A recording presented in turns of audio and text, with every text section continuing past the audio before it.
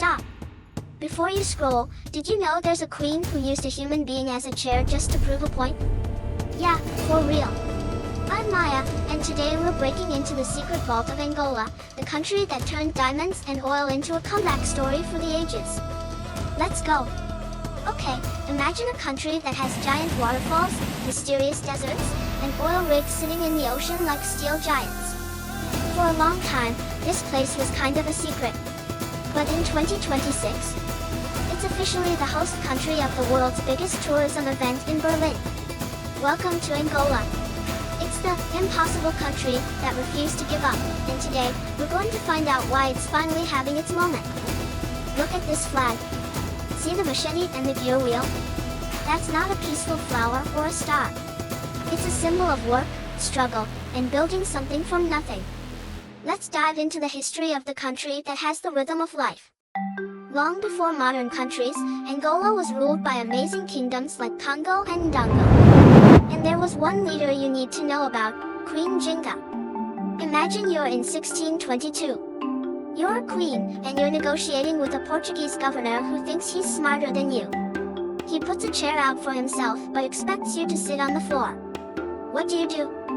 Well, Njinga didn't say a word.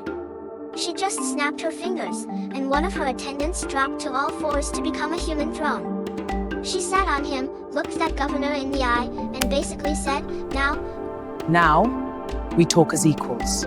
that is what I call a boss move. She fought for her people for decades. Things got really tough when the slave trade turned Angola into one of the biggest human export hubs in history. Millions of lives were changed forever. It's a painful part of the story, but it's why Angolans today are so proud and protective of their freedom.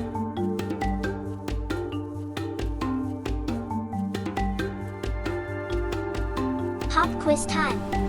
Why is the country even called Angola? Is it A, a type of fruit? B, named after a legendary king's title, Angola? C, the Portuguese word for sun?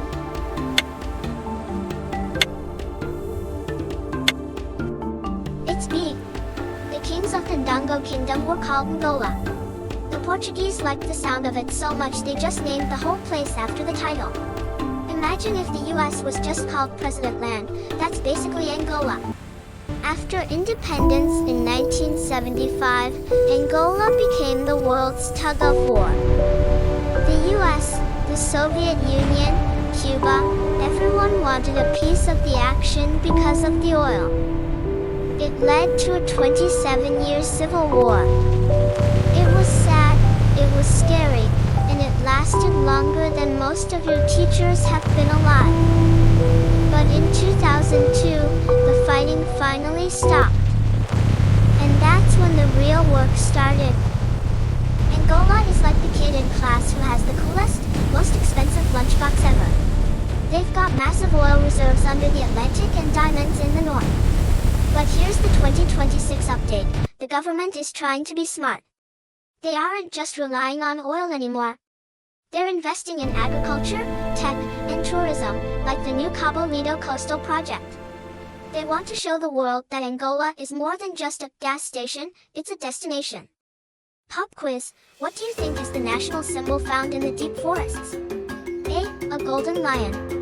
B, the giant sable antelope, the coolest looking animal ever. C, a secret diamond mine.